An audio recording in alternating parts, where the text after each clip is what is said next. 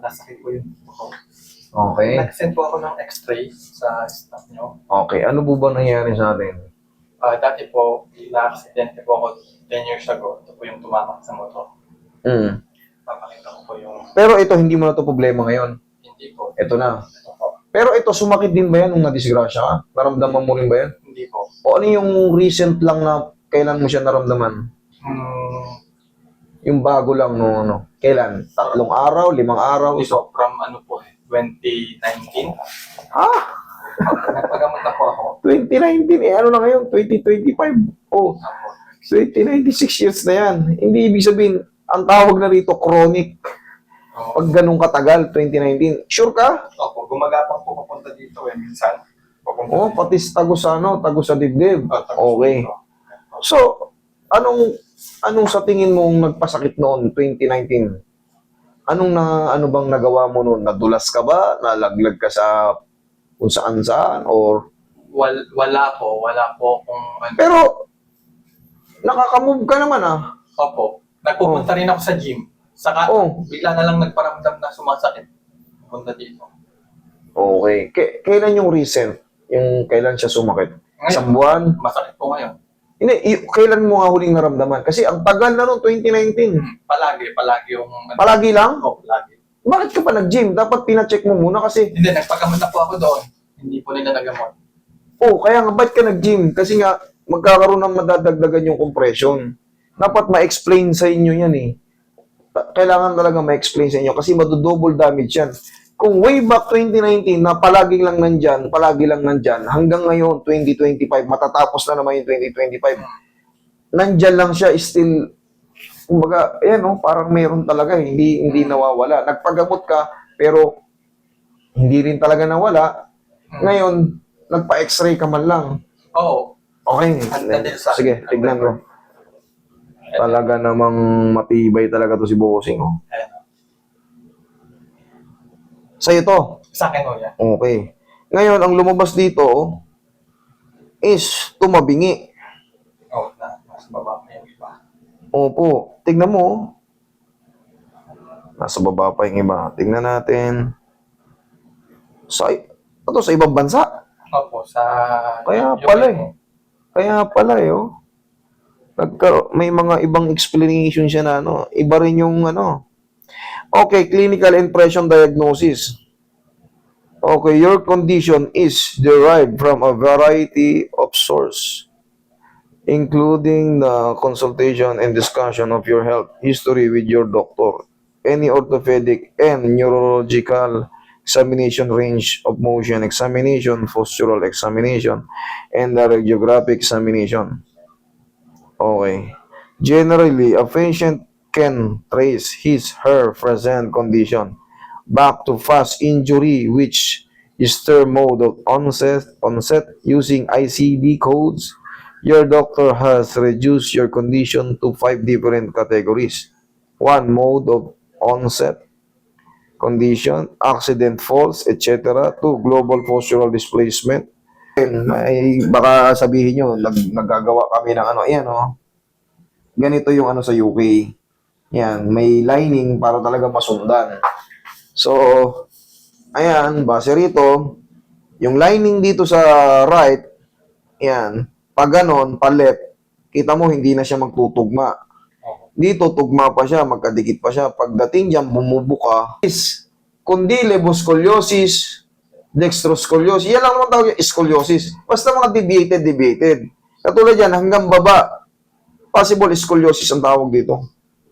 Mild scoliosis. Okay, notes about your condition. For section C2, T2, FXT1, your spine is shifted 7.1 millimeter. Okay. Section ng T1, T5, FX2, T2, spine 5.4. Okay, niya. Ano to? Ang for short niyan, kaya ko yan. So, Tanggal. kaya pumunta ako sa inyo. Ako tatanggal. Hindi lang na-explain na habang buhay na yan. Yung bone structure mo, ganun na. Hindi na yan maiko-correct. Kung naka-deviate ka man ng, sabi natin, 20 degrees. Deviated ka to the left, 20 degrees. maaring mabawasan lang yung 20 ng ano. Pag ganyan ang edad mo, ilang taon ka na? 25 po. Tapos ka na lumaki. Maaring mabawasan lang yung 20 degrees ng ano. Ano lang yun ha? In sample lang yun, sabihin na natin na ano. Maaring mabawasan na ng 5 degrees yun. Pero eventually, katagalan or kahihinatnan, yun at yun pa rin.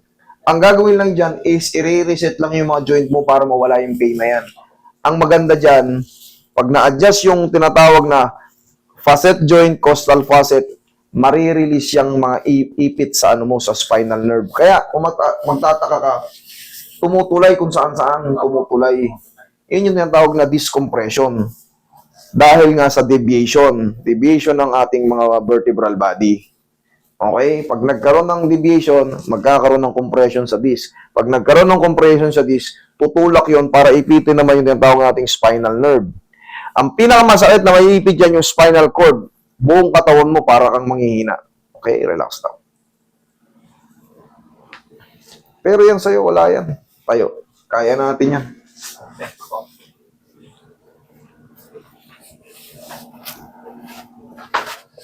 Okay po. Sa haba man ng ano, pero ang ganda nung ano, talagang very ano, detalyado lahat. Magmula rito hanggang C1, hanggang ano, hanggang sa paganituhan, no? Meron silang report. Talagang high-tech talaga sa ibang bansa, ibang patagilid. Yung disgrasya mo sa tuhod, may fracture yan? Wala po. Okay, very good. Na-disgrasya raw sa motor eh. Ito naman ang tinamaan eh. Mahalaga, walang fracture. Pero dito ako magpo-focus, mas mahalaga to. Yeah, relax lang.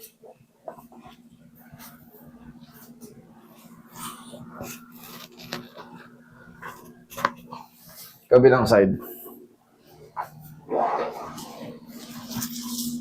Tapos tuturuan lang kita ng ano, ng exercise para diyan sa mga spine problem. Shortcut lang ng scoliosis yan sa kanya eh. Kumbaga, talagang yung report lang talaga, ini-report lahat para lubusan mo maintindihan dapat ako. Pero siyempre, pag wala ka rin sa medical, wala ka rin sa ano, maliligaw ka rin.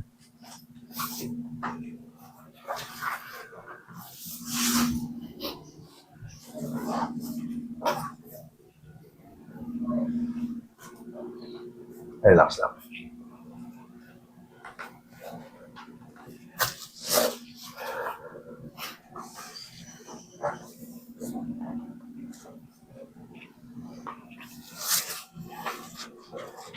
Relax lang.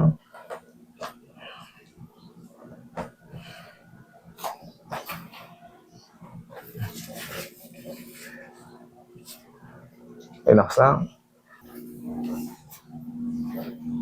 Tapos sir, eto, susundan mo lang yung ano, tupi mo muna. Pag may mga ganito kayo, mga spine problem, sundan nyo lang palagi yung tinuturo sa inyo ng mga therapist nyo. Sa may mga stretching kasi ito. Kasi yan, habang buhay na yung buto nyong ganyan. Maniwala kayo sa akin, habang buhay na yan. Relax lang. Inhale. Exhale. Pero hindi porkit habang buhay na yan, habang buhay na rin yung pain. Hindi. Yung buto lang. Yung buto lang habang buhay, pero yung pain, naaalis yan. Pag na-decompress yan, maaalis yan. Tingnan mo yung ano, usog ka konti. Usog ka konti. Medyo matangkad ka eh. Tingnan mo yung ano, ang layo nung ano, oh. May kasama ka ba dyan? Wala po. Para sana makita niya eh. May cellphone ka, ayun pala. Buksan mo muna. I-picture lang natin. Para kita nyo. Kasi mahirap tignan pag sarili mo lang eh. Ay sa, yung gaganunin mo. Sige, pantay mo yung sarili mo. Kukuha na natin ng pantay. Sige, dikit mo lang, dikit mo. Para malaman mo lang.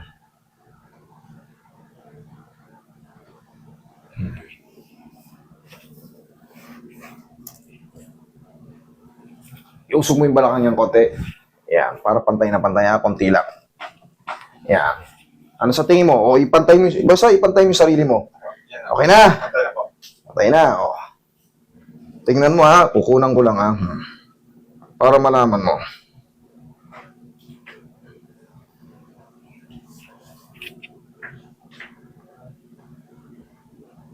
O, video naman.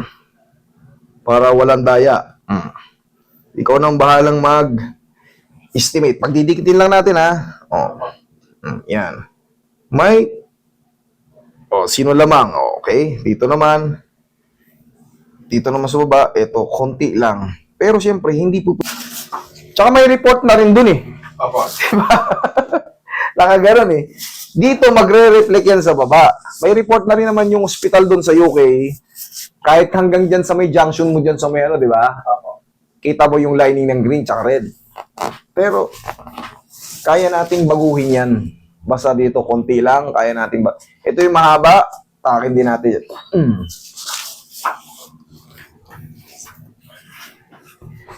Walang bakal to, ha? Wala po. Wala.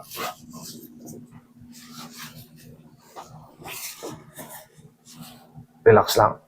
Yun. May mararamdaman ka dyang pagbabago sa mga adjust sa jackpot. Pag-edit.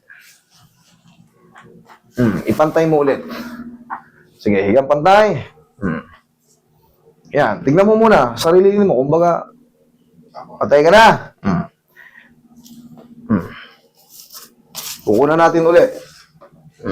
Hindi natin hawakan. Hop. Video. Camera. Ayan. Video. Pak. Yan. Diretso, pababa. Paglapitin natin, pantay. O yan, sentrong-sentro. O. Ngayon, tingnan mo, tingnan mo ngayon yung difference sa kanina. Pantay na. Pantay na. Katawa mo yan, nakadiretso ka. Pantay na. Okay? Sabi ko siya, kaya natin yan. Pero, hindi yan tricks. Talagang marami akong video niyan.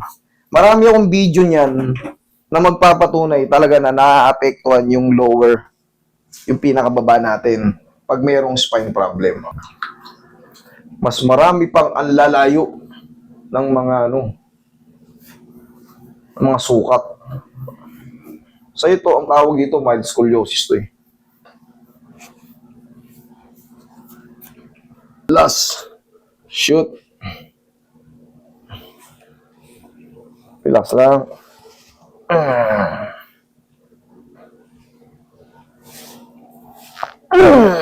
Sabog. Okay, upo. May nararamdaman ka na umuusog? Meron. Yan.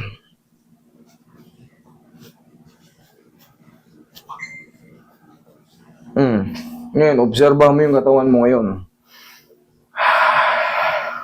Inhale, exhale out. Tignan mo kung may pain pa. Kung meron pa, sana palaging tatandaan nyo, yung dating ganito, kailangan maliit na lang o kaya nangalahati siya. Pag gano'n naramdaman nyo, ibig sabihin tama yung adjustment. Pero kung naramdaman nyo may mga lumagutok sa katawan nyo, yung kaninang ganito, parang nag-increase siya, master, parang lalo sumakit. Ayan o, lang sumakit. Ibig sabihin nun, mali ang adjustment. O ngayon, ikaw ang tatanungin ko. Ano, kumusta? Kumantsa. Okay na. Huwag ka lang maliligo today, ha? Tapos, tandaan nyo to, sa may mga spine problem, ubo ka muna rito. Tignan mo, panoorin mo ko. Lahat kayo. Kunyari, ito, kama nyo. Sa may mga spine problem, sa may mga liboscoliosis, dextroscoliosis, scoliosis, lumuhod kayo sa kama nyo. Dumi pa kayo ng ganyan. Tapos, ang bilang lang, pag nagsisimula kayo, palaging 1, 2, ganito. 1, 2, 3. Tapos, 1, 2, 3. Huwag nyo munang tagalan kasi nagsisimula pa lang kayo, eh. Isa pang balik. 1, 2, 3. Gets nyo? Tapos, 1, 2. Yun lang. Tapos, haplosan nyo ng pagmamahal ng pau. Okay? Kita mo na, ha? Sige, thank you.